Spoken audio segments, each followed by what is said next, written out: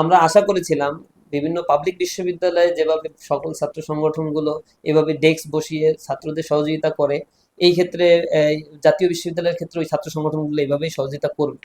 সাধারণ শিক্ষার্থী যারা পরীক্ষা দিতে এসেছিল এবং তাদের অভিভাবকদের পানি সরবরাহ করা, বসার জায়গা স্থাপন করা, এরপরে তাদের হাতে যে মোবাইল ডিভাইস বা যেগুলো ছিল এগুলো আহ, রাখার জন্য একটা সহযোগিতার মূলক একটা ডেস্ক ইসলামী ছাত্র শিবির বসিয়েছিল। সবাই এখান থেকে সহযোগিতা নিয়েছে। কিন্তু আশ্চর্য হয়েছি আমরা যখন এই কর্মসূচি আমরা পালন করেছি, কর্মসূচির উপরে অযাচিত কিছু ঘটনা ঘটিয়ে সেখানে বিতর্ক সৃষ্টির মানসিকতা নিয়ে সেখানে তারা আক্রমণ করেছে। বিশেষ করে চট্টগ্রাম যে ঘটনাটা ঘটেছে কমার্স কলেজে, সেখানে মানে ছাত্র দলের সাথে যারা এসে সেখানে হাঙ্গামা সৃষ্টি করতে চেয়েছিল, সেখানে নূর নামে একজন ছিল ছাত্রলীগের কর্মী, যে ছাত্রলীগ করতো পূর্বে এবং এখন তাদের সাথে যুক্ত হয়ে এই পরিবেশটা সৃষ্টি করেছে।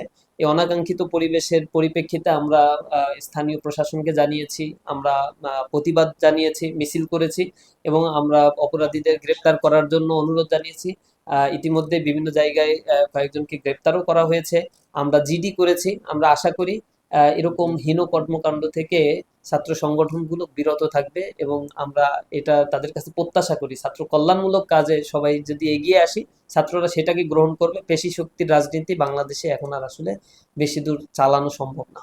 ছাত্র দলের কেন্দ্রীয় সভাপতি বা সেক্রেটারি তাদের বক্তব্যগুলো তারা রেখেছে, আমাদের বক্তব্য আমরা রেখেছি। তাদের সাথে দৃশ্যমান বড় ধরনের কোনো সংঘর্ষ কোনো ক্যাম্পাসে আমাদের এখনো হয়নি 5 আগস্টের পরে। আমরা আশা করি এটা হবে না ইনশাআল্লাহ। আমরা সহাবস্থানের রাজনীতিতে বিশ্বাস করি।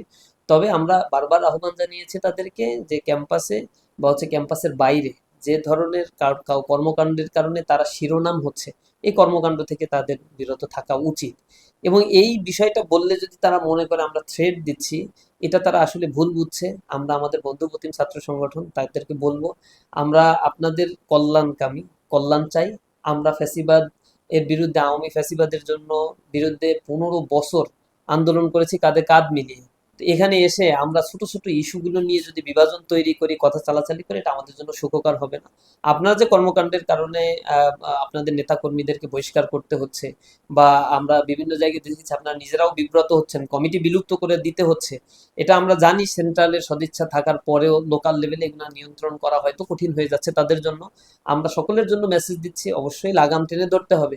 ছাত্র জনতা এই জিনিসগুলো এখন আর চায় না। আমি সব জায়গায় বলা শুরু করেছে যে নিষিদ্ধ ছাত্রলীগ চলে গিয়েছে, আবার তাদের এক জায়গাটা আবার রিপ্লেস হয়েছে। এটা তো অনাকাঙ্ক্ষিত একটা বিষয়। সুতরাং আমরা আমাদের বন্ধুপ্রতিম ছাত্র সংগঠনের কাছে এটাই আহ্বান জানাবো যে আমরা ক্যাম্পাসে ছাত্র বান্ধব কর্মসূচি পালন করি এবং পরস্পর বুলিং, এরপর ব্লেমিং, ট্যাগিং এর রাজনীতি থেকে আমরা বিরত থাকার জন্য চেষ্টা করলে সুন্দর একটা ক্যাম্পাস আমরা গড়ে তুলতে পারবো ইনশাআল্লাহ।